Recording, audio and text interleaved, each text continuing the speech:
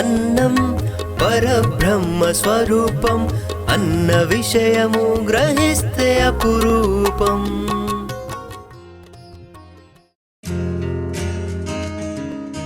ఈ భూమి ఎన్నో కోట్ల జీవాలకు ఆవాసం. ఒక జీవి పుట్టినప్పుడే దాని ఉనికికి మనుగడకు అవసరమైన అన్ని వనరులను సృష్టిస్తుంది ప్రకృతి. అయితే ప్రకృతి సృష్టించిన ఆ వనరులు ఏ ఒక్కరి సొంతమో కాదు. ఈ సృష్టిలో ఏ జీవి కూడా తనకు ఎంత ఆహారం అవసరమో అంత మాత్రమే తీసుకుని మిగతాది అలాగే ఉంచుతుంది తనలాంటి మరో జీవి కోసం. సృష్టిలో పురుడు పోసుకున్న ప్రతి జీవి బతకడానికి కావలసింది కాసింత ఆహారమే. మనిషి ఏ పని చేసినా పిడికడంత ఆహారం కోసమే. అందుకే కోటి విద్యలు కూటి కొరకే అన్నారు.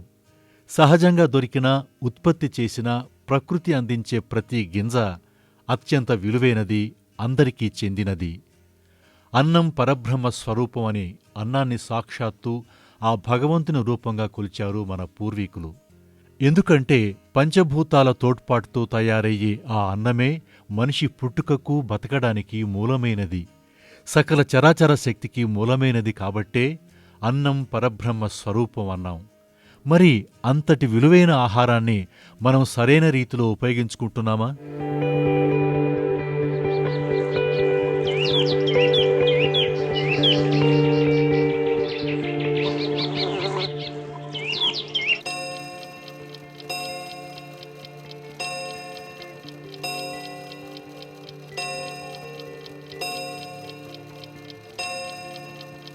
ఆకాష్, బడికి టైం అయింది నాన్న, ఇక బయలుదేరు. అలాగే అమ్మా, నేను వెళ్తున్నా. ఏంట్రా అన్నవలా మధ్యలో వదిలేసి వెళ్తున్నావు? మొత్తం తిని వెళ్ళు. అబ్బా, బడికి టైం అయిందంటారు, మళ్ళీ మొత్తం తినమంటారు. నేను తినను. తినకుంటే ఆ కలిపిన అన్నమంతా పాడైపోతుంది. పోతే పోని, బయట పడేయండి. లేదు నాన్న, అది అమ్మా తినడానికి ఏమైనా ఉంటే వేయండమ్మా, ఆకలవుతోంది. సత్యా, ఆ, అతనికి కాస్త అన్నం వేసి పంపించు. అలాగే. చూసావా ఆకాష్, నువ్వు ఎంతో నిర్లక్ష్యంగా పారవేయమని చెప్పిన ఆ అన్నం కోసమే అతను ఎంత దీనంగా అడుగుతున్నాడో. సరే సరే, తింటాలే. అన్నం పరబ్రహ్మ స్వరూపం అన్న విషయము గ్రహిస్తే అపురూపం. అన్నం పరబ్రహ్మ స్వరూపం అన్న విషయము గ్రహిస్తే అపురూపం. అబ్బాబ్బాబ్బా, ఏంటండి ఇంకా పేపర్ చదవడం పూర్తి కాలేదా? మనం ఈరోజు పెళ్లికెళ్ళాలి కదా, తొందరగా రెడీ అవ్వండి. సత్య, ఈ వార్త విన్నావా? చైనాలో వు హుయాన్ అనే 24 సంవత్సరాల అమ్మాయి 5 ఏళ్ల పాటు కేవలం గుప్పెడు అన్నం, పీడకేడు మిరపకాయలు మాత్రమే తినడంతో అనారోగ్యం పాలై ఆసుపత్రి పాలైందట. అయ్యో పాపం, ఎందుకండి?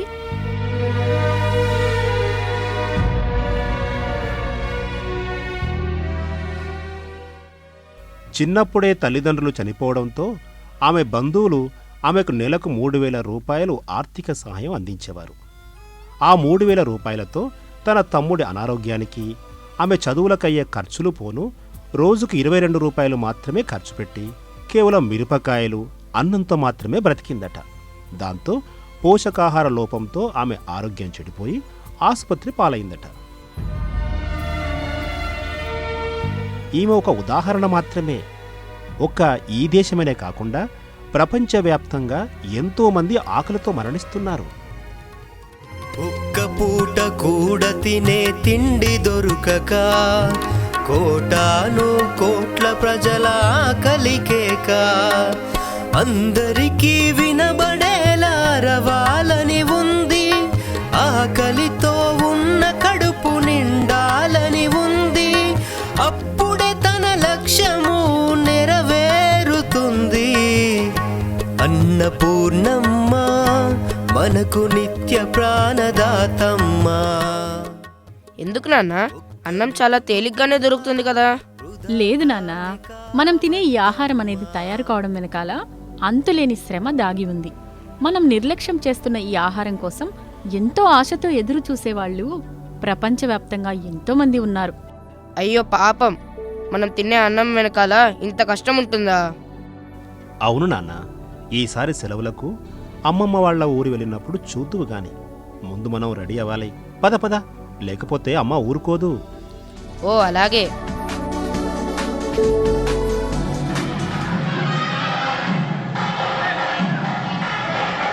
అబ్బా, పెళ్ళి ఎంత బాగా రిచ్గా చేశారండి.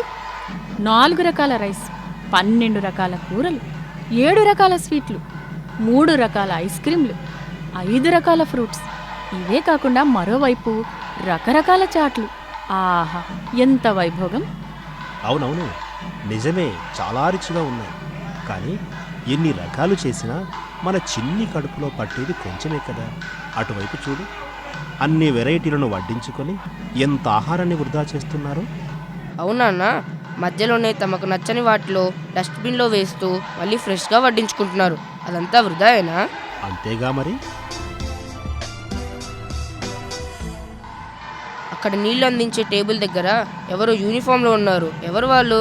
వాళ్ళ యూనిఫామ్ పైన భోజనం స్వచ్ఛంద సంస్థ అని రాసి ఉంది. నువ్వే వెళ్ళి అడుగు.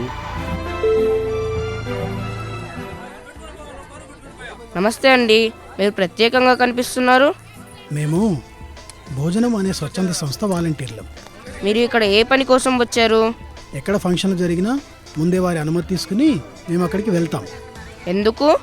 అందరూ తిని వెళ్ళిపోయాక మిగిలిన ఆహారాన్ని మేము తీసుకెళ్ళి ఇక్కడ ఉండే అనాథాశ్రమాల్లో ఇస్తాం. ఓ అలాగా. ఇలా చేయడం వల్ల ఏం లాభం? ఇక్కడ మిగిలిన ఆహారం వృధా కాకుండా ఉంటుంది. అక్కడ పిల్లల ఆకలి తీరుతుంది. వారికి పౌష్టికాహారం కూడా అందుతుంది కదా. మా ఇంట్లో కూడా బోల్డంత అన్నము కూరలు మిగులుతాయి.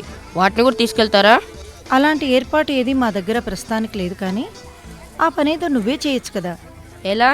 మీ ప్రాంతంలో ఇలాంటి ఆహారం దొరకని వాళ్ళు ఎంతోమంది ఉంటారు. వారికి ఏదో ఒక రూపంలో అందించవచ్చు, లేదా జాగ్రత్తగా భద్రపరుచుకొని మీరే తినొచ్చు.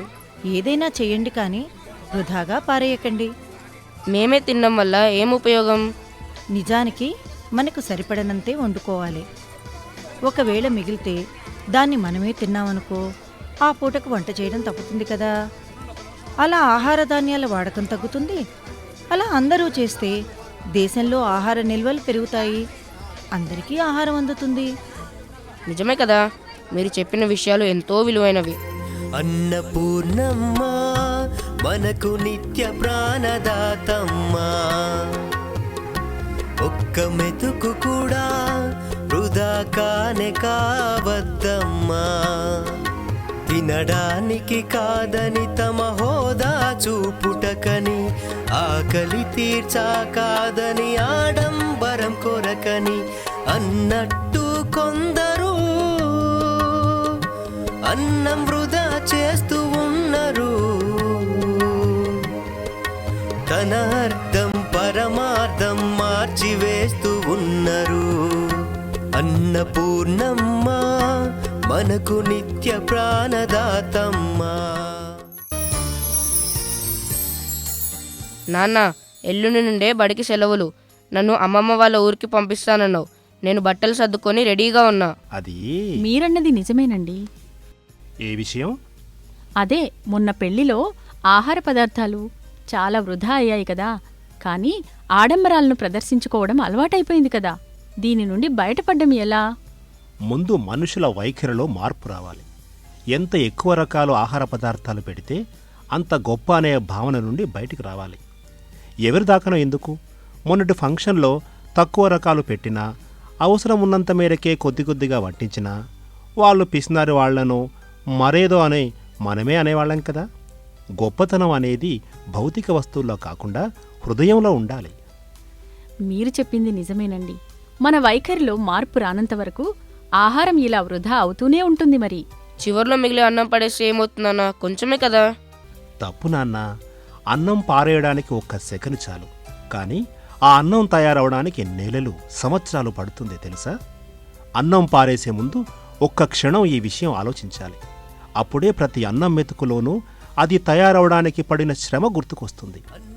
ప్రతి మెతుకు ఎంతో అపురూపంగా అనిపిస్తుంది. ఇదంతా నీకు అర్థం కావాలంటే ఈ అన్నం గింజలు తయారయ్యే విధానం నీకు తెలిసుండాలి. అన్నం పరబ్రహ్మ స్వరూపం, అన్న విషయము గ్రహిస్తే అపురూపం. నాన్న, ఎల్లుండి నన్ను అమ్మమ్మ ఊరికి పంపించడం మర్చిపోకు. ఆల్రెడీ తాతయ్య ఫోన్ చేశాడు పొద్దున్నే బయలుదేరమని.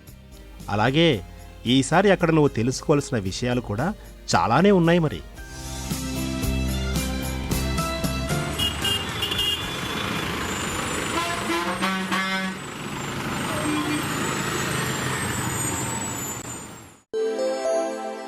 తాతయ్య, ఆకాష్ వచ్చావా?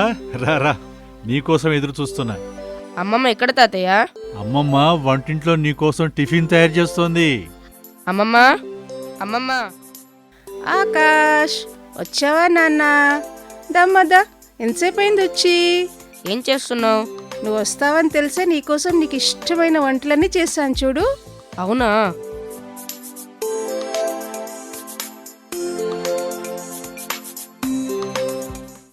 తాతయ్య, మనం రోజు తినే అన్నం ఎలా తయారవుతుందో చెప్పాలి మరి. అలాగే, ముందు నువ్వు రెస్ట్ తీసుకో. రేపు ఉదయం మనం పొలానికి వెళదాం. అక్కడ నువ్వే చూద్దువు గాని. ఓ అలాగే.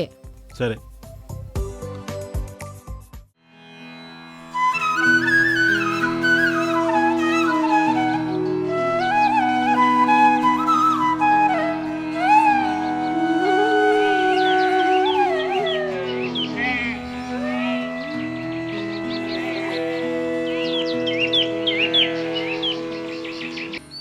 అబ్బా, ఇక్కడ వాతావరణం ఎంత బాగుందో. చూస్తున్నావుగా ఆకాష్, ఇవే పొలాలు. ఇక్కడే మనం తినే ఆహార పదార్థాలైన వరి, జొన్న, పప్పులు మొదలైనవి పండించేది.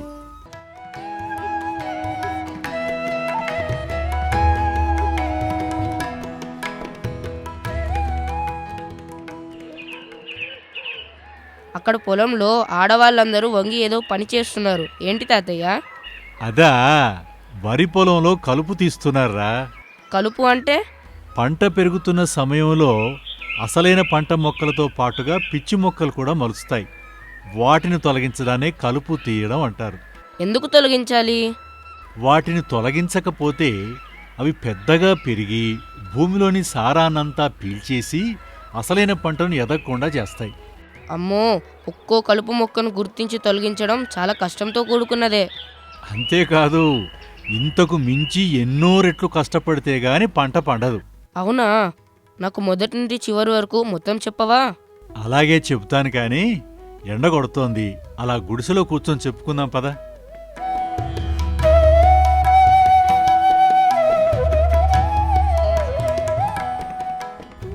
ముందుగా పొలాన్ని నాగలితో దున్నుతారు. ఆ పొలంలోనే ఒక మూలన కొంత భాగంలో ధాన్యం విత్తనాలు చల్లుతారు. నీళ్లకు తడిచి అవి మొలకెత్తుతాయి. దానినే నారు అంటారు.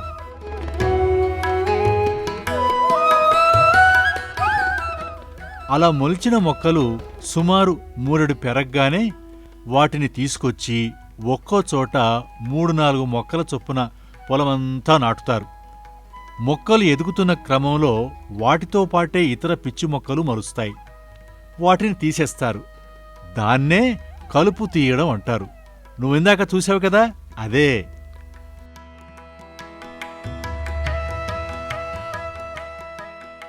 అప్పుడు ఆ మొక్కలు బలంగా పెరుగుతాయన్నమాట. అవి పెరిగాక ఏమవుతుంది? ఆ తర్వాత మొక్కలు ఎదిగి వరివెన్నులోని గింజలు పాలు పోసుకుంటాయి.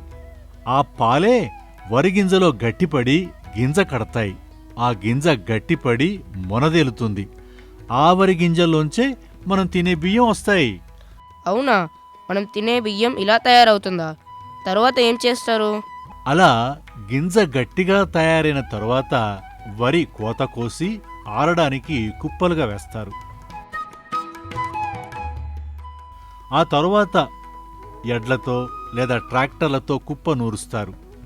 తరువాత చేటలతో తూర్పారబడతారు. అలా తూర్పారబట్టితే అందులో ఉండే దుమ్ము, ధూళి, పొల్లు కొట్టుకుపోయి అసలైన గట్టి ధాన్యం మిగులుతుంది. ఆ గట్టి ధాన్యాన్ని మిల్లులో పట్టిస్తే మనం తినే బియ్యం వస్తుంది. అమ్మో, రైతు ఇంత కష్టపడితే గాని మనం తినే అన్నం తయారవుతుందా? దీనికి ఎంతకాలం పడుతుంది తాతయ్య? సుమారు 3-4 నెలల సమయం పడుతుంది. ఈ 3-4 నెలలు కూడా ఒక సుదీర్ఘ యజ్ఞం లాంటిదే. చేనుకు నీరుండాలి, పురుగు పట్టకుండా మందులు చల్లాలి, బలానికి యూరియా చల్లాలి, మధ్యలో అకాల వర్షాలు పడకుండా ఉండాలి. ఈ 4 నెలలు రైతు కష్టపడుతూనే ఉండాలా? అవును, కష్టపడ్డం మాత్రమే కాదు, చీడ పురుగులు పట్టకుండా పక్షులు జంతువుల నుండి రక్షించుకోవడానికి అనుక్షణం కాపలా కాస్తూ చేనును చంటిపాపలా కాపాడతాడు. అకాల వర్షాలు, నీటి కరువు లాంటివి రాకూడదని దేవుడిని ప్రార్థిస్తూ పంట చేతికొచ్చేదాకా ప్రతి క్షణం ఎంతో టెన్షన్తో ఉంటాడు. ఇన్ని గండాలు దాటితే గాని పంట చేతికి రాదు. సకల చరాచర జీవుల మనుగడ కొరకు కావలసినంత తిండి ప్రకృతిలో దొరుకు. అది రైతు కష్టమని మరుస్తూ ఉన్నాము, చేయరాని ద్రోహము చేస్తూ ఉన్నాము. అదో గొప్పతనమనుకొని మురుస్తూ ఉన్నాము. అమ్మో, ఈ పంట పండించడానికి రైతు ఇంత కష్టపడతాడా? ఇంత విలువైన ఆహారాన్ని పండించి మనను జీవించేలా చేస్తున్న రైతే నాకు దేవుడితో సమానం అనిపిస్తుంది తాతయ్య. చక్కని మాట చెప్పావు ఆకాష్. ఇక ఇంటికి వెళ్దాం పద.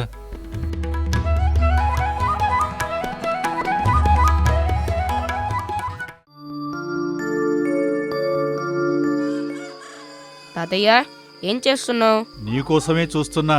అన్నం తిన్నావా? తిన్నాను. ఈరోజు అన్నం తింటుంటే చాలా కొత్తగా అనిపించింది తాతయ్య. ఏంటో?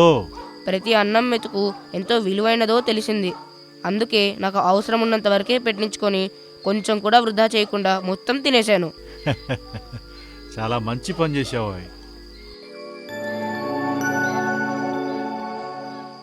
కానీ తాతయ్య, ఆహారం వృధా కాకుండా ఉండాలంటే ఇంకా ఏం చేయాలి?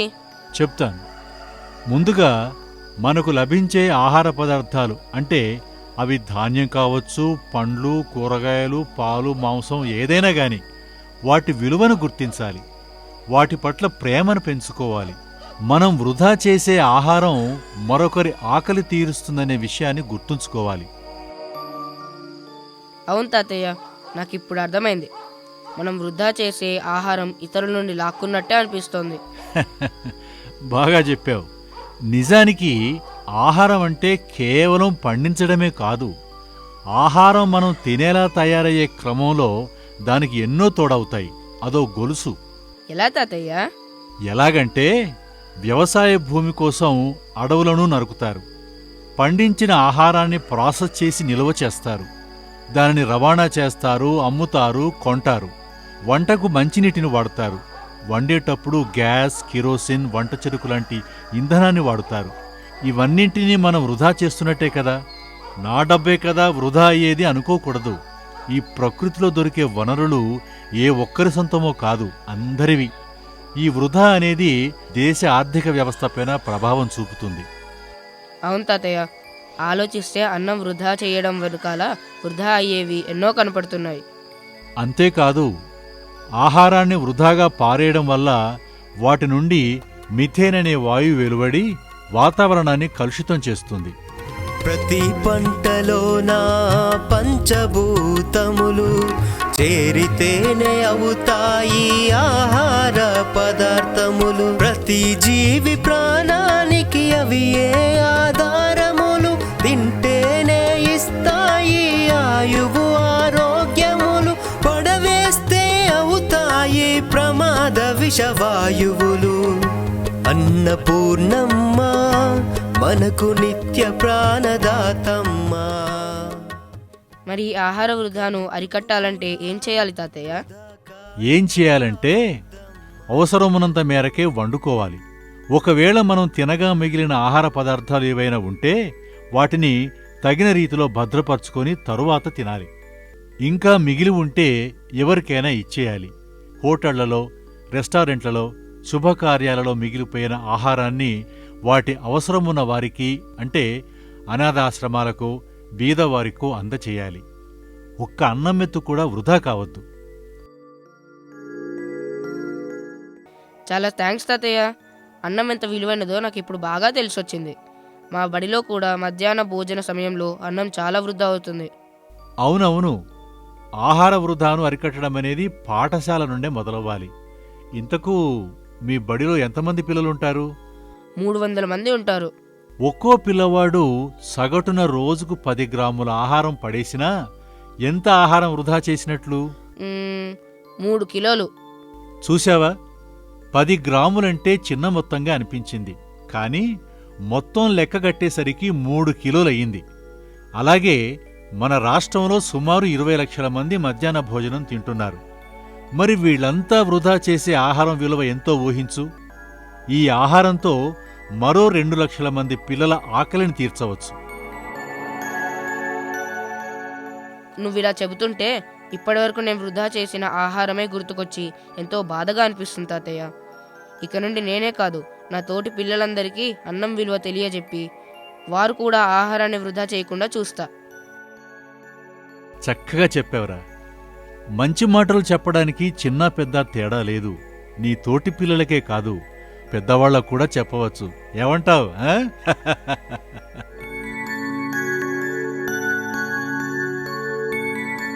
మనిషి సాంకేతికంగా ఎంతగా ఎదిగినా ప్రపంచంలో ఏదో ఒక చోట ఆకలి కేకలు వినపడుతూనే ఉన్నాయి. ఆకలి మరణాలు సంభవిస్తూనే ఉన్నాయి. మనం ఎంతో కష్టపడి ఉత్పత్తి చేస్తున్న ఆహారంలో మనం వినియోగిస్తున్నదెంత, వృధా చేస్తున్నదెంత? ఐక్యరాజ్య సమితి ఆహార మరియు వ్యవసాయ సంస్థ అంచనా ప్రకారం మనం ఉత్పత్తి చేస్తున్న ఆహారంలో 1/3 వృధా చేస్తున్నాం. మన దేశంలో వృధా చేస్తున్న ఆహారం యొక్క విలువ సుమారు 50,000 కోట్ల రూపాయలకు పైగా ఉంటుందని ఒక అంచనా. అందుకే ఆహారాన్ని వృధా చేయడాన్ని అరికడదామని ప్రతిజ్ఞ చేద్దాం. అది ఈ రోజు నుండే మనతోనే ప్రారంభిద్దాం. అన్నపూర్ణమ్మా మనకు నిత్య ప్రాణదాతమ్మా, ఒక్క మెతుకు కూడా వృధా కానే కావద్దమ్మా. అన్నం పరబ్రహ్మ స్వరూపం, అన్న విషయము గ్రహిస్తే అపురూపం. అన్నం పరబ్రహ్మ స్వరూపం, అన్న విషయము గ్రహిస్తే అపురూపం.